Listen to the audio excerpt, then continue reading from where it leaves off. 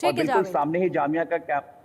ठीक है जावेद, बहुत बहुत शुक्रिया आपका इन तमाम जानकारियों के लिए। नजर आप इस पूरे मामले की जांच पर भी बनाए रखिएगा, अपडेट आपसे हम लेते रहेंगे। फिलहाल बढ़ते हैं आगे और बात कर लेते हैं यूपी की बहराइच की। बहराइच हिंसा पर यूपी की सियासत अब काफी गर्मा गई है। बहराइच में बीजेपी नेताओं ने दंगा भड़काया, ये कहना है अखिलेश का। बीजेपी के लोग घबरा गए हैं, ये कहना है अखिलेश का।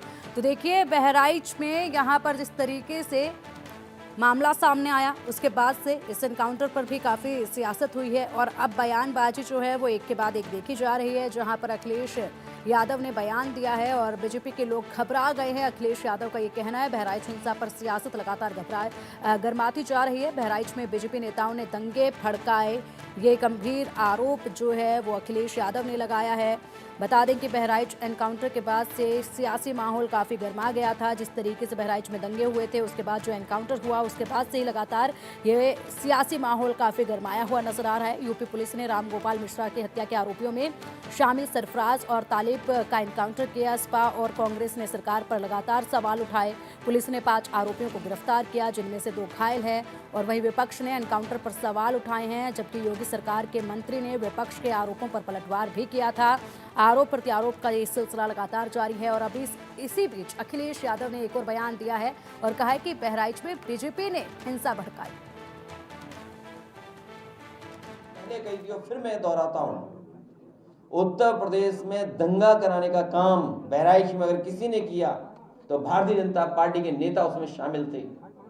उनके विधायक अपनी ही पार्टी के कार्यकर्ताओं पे एफआईआर दर्ज करा रहे हैं और क्या उसमें धाराएं लगवा रहे हैं कि इन्होंने षड्यंत्र किया और दंगा करवाया है।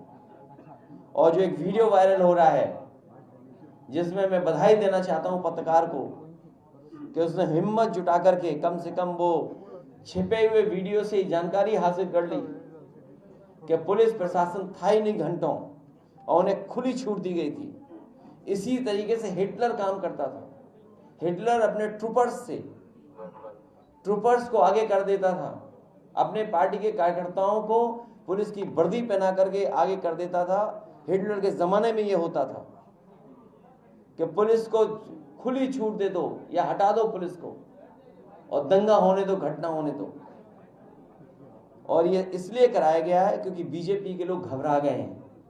महंगाई का उनके पास कोई जवाब नहीं है, बेरोजगारी का उनके पास खत्म होने कोई जवाब नहीं है, आरक्षण ये छीन रहे हैं, संविधान के तहत और जो व्यवस्था है उसको नहीं लागू होने देना चाहते हैं। निवेश के नाम पर ये इनका पर्दाफाश हो गया है, इनकी पोल खुल गई है कि कहीं कारखाना उद्योग नहीं लगा है।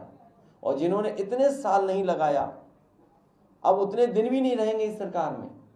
सोचिए जितनी सरकार चल गई है अब तो उतना समय भी नहीं बचा इनके पास।